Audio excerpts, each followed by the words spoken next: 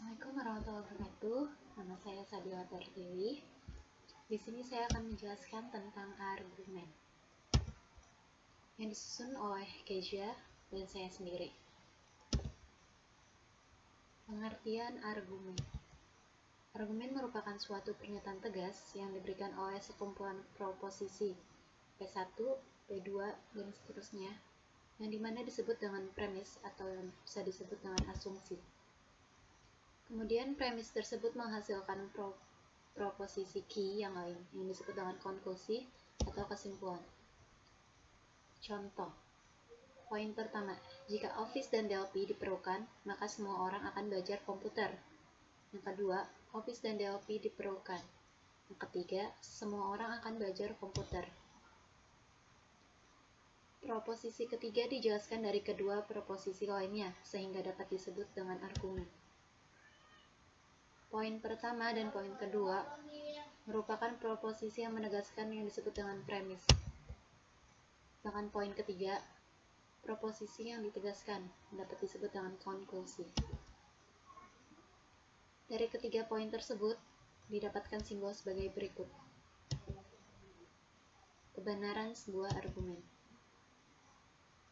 Argumen P, key, P sama dengan key. Bagaimana argumen dapat dinyatakan sah? Argumen tersebut dimasukkan ke dalam implikasi. Tentukan nilai kebenarannya.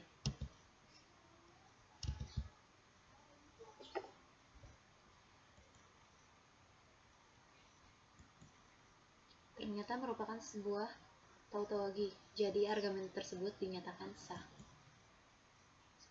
Kesalahan argumen. Bagaimana dengan argumen berikut? Dimasukkan ke dalam implikasi, tentukan nilai kebenarannya. Ternyata bukan merupakan tautologi, jadi argumen tersebut tidak dapat dinyatakan sah. Didapat hasil argumen sah, hukum modus ponens atau MP, hukum modus tollens atau NT, hukum silogisma atau SIL. Selidikilah kesahan argumen. Hukum destruktif silogisme atau DS. Hukum simplifikasi atau SIM. Penambahan disjungsi. Jika suatu kalimat dapat digeneralisasikan dengan penghubung V, maka kalimat tersebut akan bernilai benar jika salah satu komponennya bernilai benar. P gabungan Q, Q gabungan Q sama dengan P gabungan Q.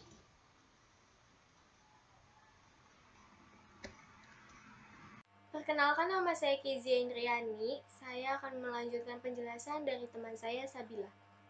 Konjungsi. Jika ada dua kalimat yang masing-masing benar, maka gabungan kedua kalimat tersebut dengan menggunakan penghubung atau konjungsi juga bernilai benar. Contoh 1. Alfri mengambil kuliah matematika diskrit, disebut P. 2. Alfri mengulang kuliah algoritma, disebut Q. Maka kesimpulannya adalah Alfri mengambil kuliah matematika diskrit dan mengulang kuliah algoritma, P gabungan Q. Penyederhanaan konjungsi. Jika beberapa kalimat dihubungkan dengan penghubung, maka kalimat tersebut dapat diambil salah satunya secara khusus. Berikut rumusnya. Contoh 1. Saya menguasai karate. 2. Saya menguasai sepak bola. 3. Saya menguasai karate dan sepak bola. 1 disebut P, 2 disebut Q, 3 disebut P gabungan Q. Maka kesimpulannya adalah saya menguasai karate dan saya menguasai sepak bola, P gabungan Q. Dilema. Terkadang dalam kalimat yang dihubungkan dengan penghubung, masing-masing kalimat dapat mengimplikasikan sesuatu yang sama.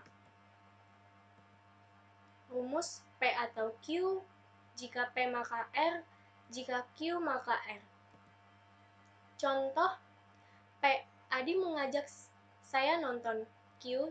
Adi mengajak saya makan di restoran. R. Saya akan senang. Dilemanya, nanti malam Adi mengajak saya nonton atau mengajak saya makan di restoran. P atau Q. Jika Adi mengajak saya nonton, maka saya akan senang. Jika P, maka R. Jika Adi mengajak saya makan di restoran, maka saya akan senang. Jika Q, maka R. Kesimpulannya adalah, nanti malam saya akan senang. Sekian penjelasan dari kami berdua mengenai penjelasan argumen. Terima kasih.